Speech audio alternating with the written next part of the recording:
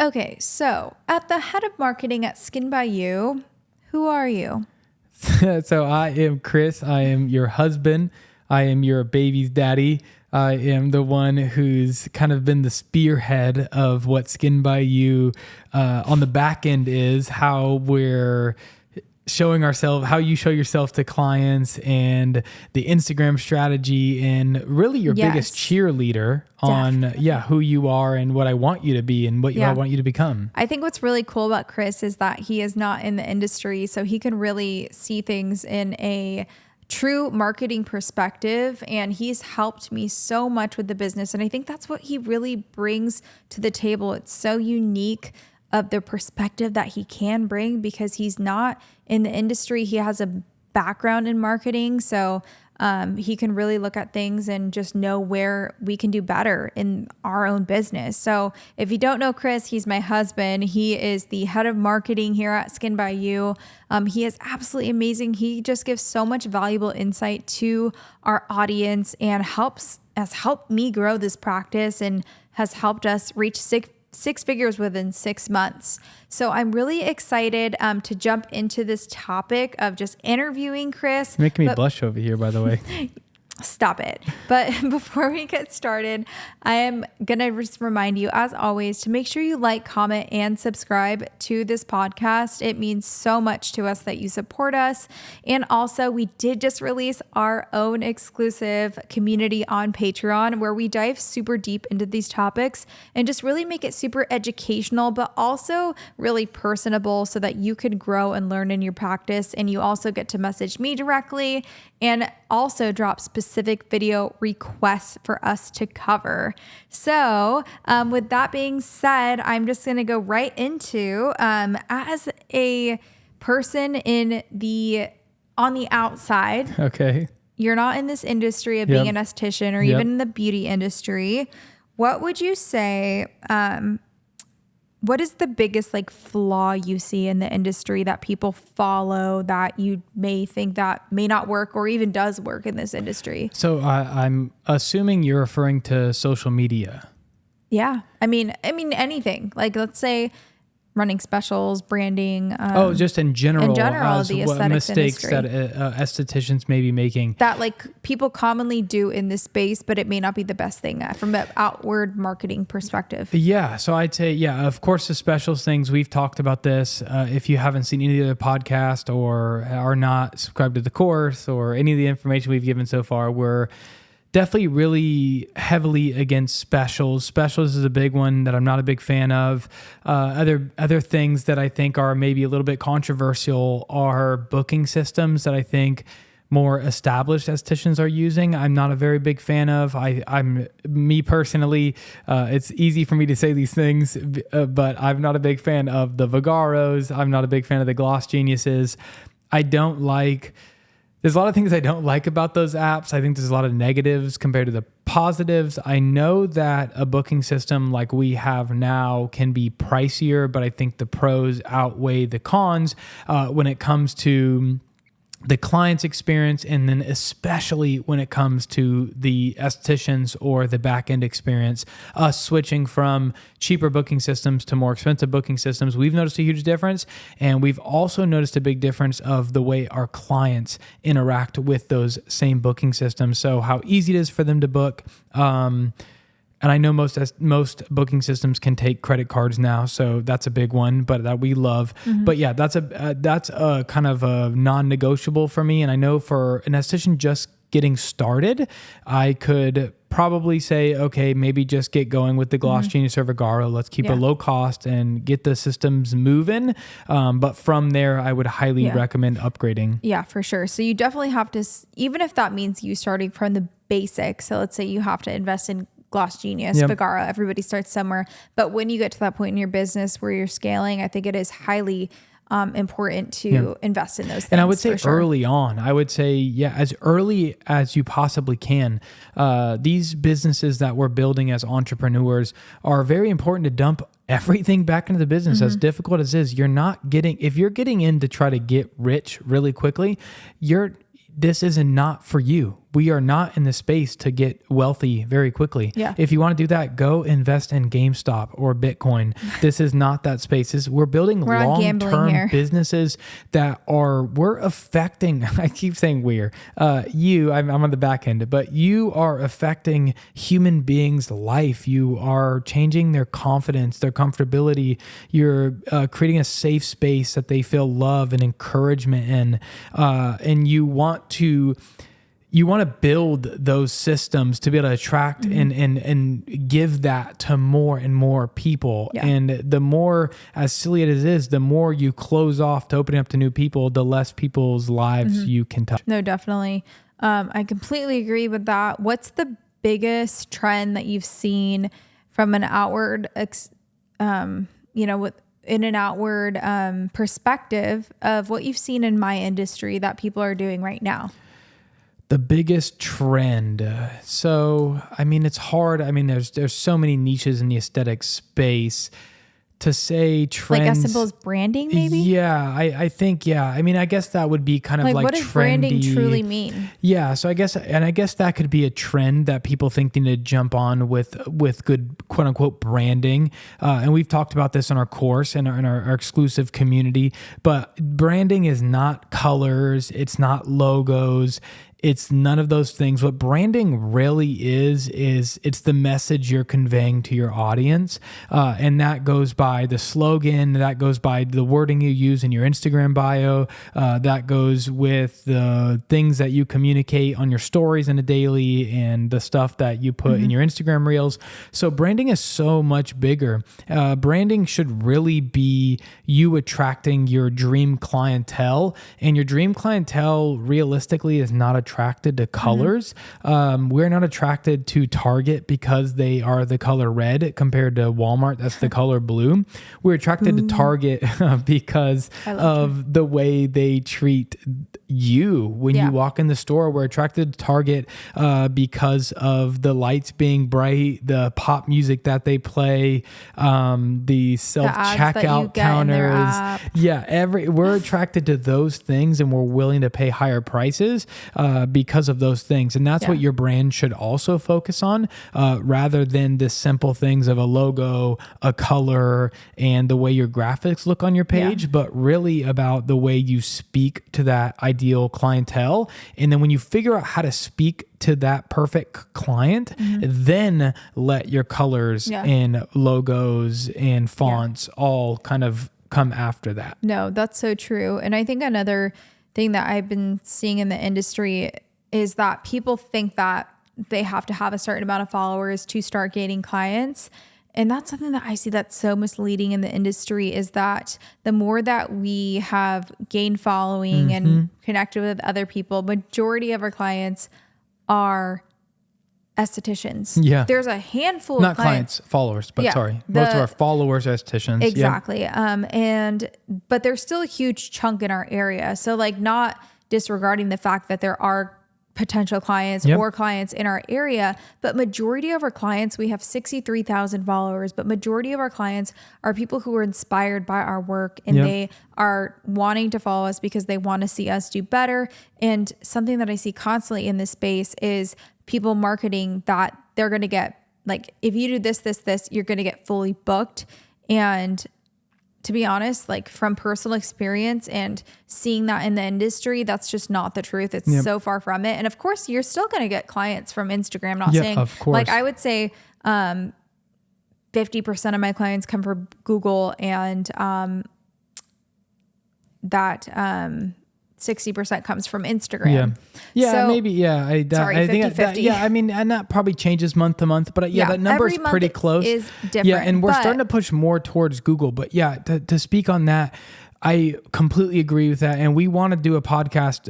This will be coming out within the next few weeks. By the time you watch this, we will be diving deeper on Instagram growth and what exactly that means and why to do it. Because at this point now, growing an account to 6,000 followers, and we've always posted content. If you look through our content, we've never catered to anybody except for clients.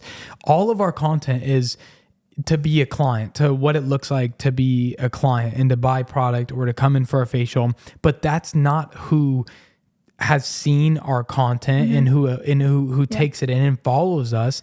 And I want to talk more about why even grow an Instagram. Like, why is that even important? It's not. You don't need the best angles. You don't need the perfect lighting. You don't need the best hooks all the time. I think those things are all important, but really what matters is if you're trying to attract clients, it's a big difference than attracting followers.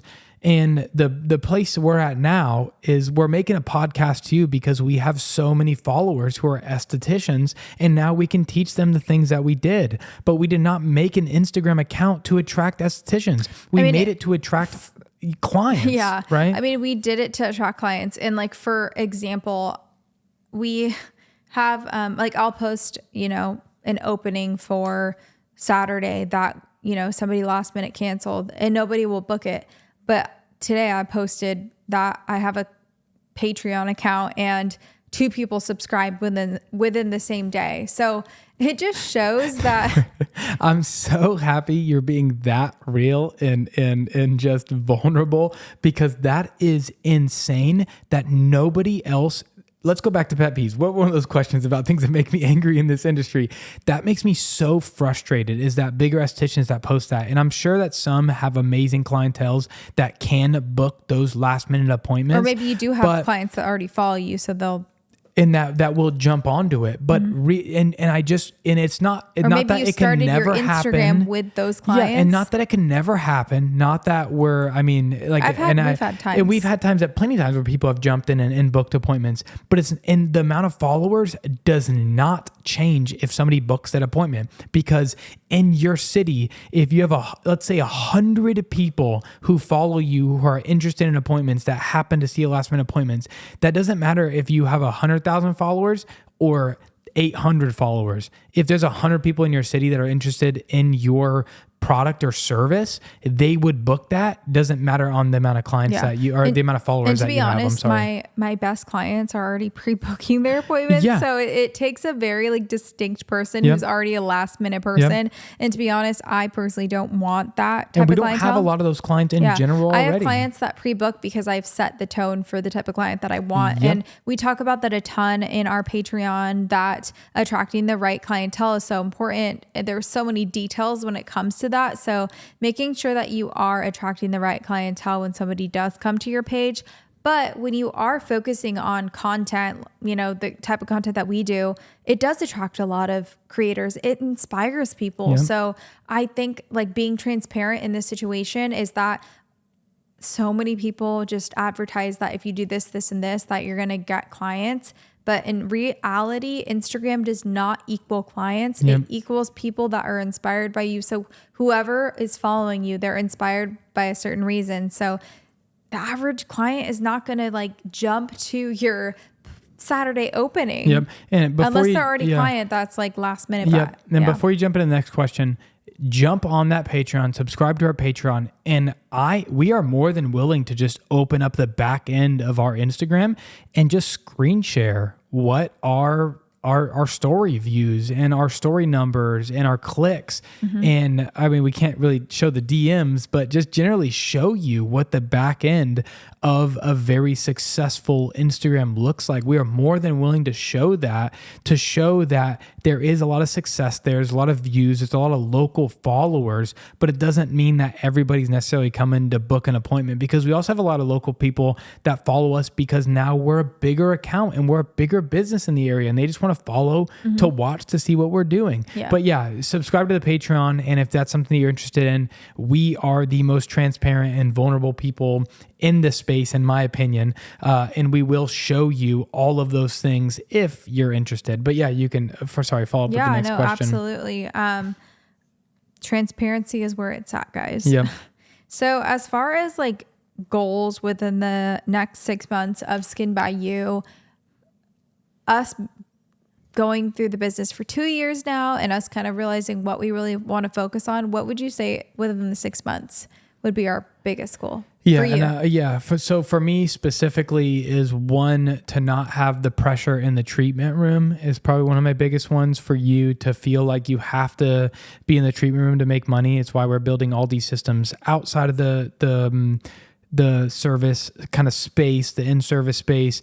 And the next thing that I've been very specifically passionate about recently, and after doing some consultation calls, which we've done for, again, Patreon subscribers that have jumped on early, but after doing those calls, it's gave me this huge motivation. It's the reason why we built the Patreon is to help not just young estheticians, but all estheticians. Because they're so lost. They see everything that other people are doing. And there's no information. And I want to give all that. I want to give all this information that I've not only learned in the aesthetic space, but in the I've been in the influencer space before. I've been in the back end of like, I've been around Instagram and influencers since like the Vine days, 6, 7, 8 years ago. I've been around some huge influencers, and that's what inspired me to learn more about this space. So I have so much inside information that's not shared to general people. And now that the aesthetics industry has become like the aesthetics influencer space, I have so much like truth that I want to just like pour out. So that's one thing. And then the other thing is like, genuinely just helping people, and especially, I mean, it's all women because there's not a lot of people who are like us that are getting in the space, but helping women that are just like you, that are getting into the aesthetic space, that are lost and confused and have questions that need to be answered. I want to be with you as my tag team, be that person to just give them the honest truth and break down their business and help guide them into being the business that they want to be. Definitely. I think something that I've realized too is being in the industry and being very easily persuaded by what other people are doing is that I am so appreciative that I have somebody from an outward perspective. So that's Chris. When I have an idea, he can be realistic about it and not be so persuaded by what other people are doing in the industry that will not help my business because it's not truthful, because people unfortunately make a facade that by doing this, it's going to make them $1 million esthetician. So, and not saying that everybody's, a facade or anything, like that's not where I'm trying to go with this. But my main point is having Chris not being in the industry and from an outward perspective has helped me grow so much and has prevented me from mistakes in my business and has helped me grow and talk about the realness of this industry. So that's what, in my opinion, makes this dynamic unique, is that we can talk about these things and bring truth to the industry, because it is embarrassing to say, I post this on my Instagram and I got no bookings. Like, you have to pretend that this strategy that you're selling is working. And that everybody else does it. Yeah. And you're selling this. Like, there gets to a certain point where maybe you're selling something and you can't go back on it because you've been telling everybody that this is what works. And like, there's a lot of people in this industry, in my opinion, that say that. Yeah. Yeah. I think I appreciate all the kind words it puts. We talk about this stuff at home, but hearing you say it on the podcast definitely warms my heart. So I do appreciate you saying those nice things about me. And yeah, I do believe that I offer a really unique perspective because I study this space and I consume the content. I consume the aesthetics content, but I have a background in marketing and not an emotional side effect from a girl. Space. Exactly. I don't have this emotional connection. I have this emotional like, well, this is just the way it is, because my marketing brain that I've learned, my 10 years of marketing experience, 8 of those years have been not in the aesthetic space. So now the past 2 years, understand the aesthetic space and going, these are ways we can make it better. And to be honest, not to pat ourselves in the back, it's the reason why we have 60,000 followers in 2 years with a brand new business, a brand new Instagram, no rollover, no clients, and just it's led me to and you. Other opportunities. Yep. I think that's something that we are going to cover in our Patreon, is that you don't have to be in the treatment room 24/7. There is other ways that you can make income. And it's not our Patreon. It could also be brand deals. It could be other versions, of course. And I'm saying PDFs. in the Patreon, we talk about that. Yeah, but I'm saying like it's not, I was saying not just our Patreon is the way we do it, but it could be brand deals. There's a ton of other ways. Yeah, whether you like sell something online, there's so many different ways that you can go. And that's where, you kind of discover as you start your business of what avenue you want to go and what truly like brings you passion. But you always want to make sure that whatever you're doing, you are making sure that it's authentic, that you enjoy what you're doing, and that it doesn't drain you. So I hope that this gives you some insight. I hope that you enjoyed interviewing and getting to know Chris a little bit more. I think that's, I have a lot of more questions, but maybe we'll keep it to another episode. Otherwise, this will be way too long. Yeah. But thank you guys so much for tuning in today. Make sure you like, comment, subscribe. And if you do enjoy our talks about our Patreon, please, please, please join. We are so happy to have this community, and we hope that you can be a part of it. So we're going to go ahead and wrap this up, and we'll see you next time. I'm working late 'cause I'm a singer.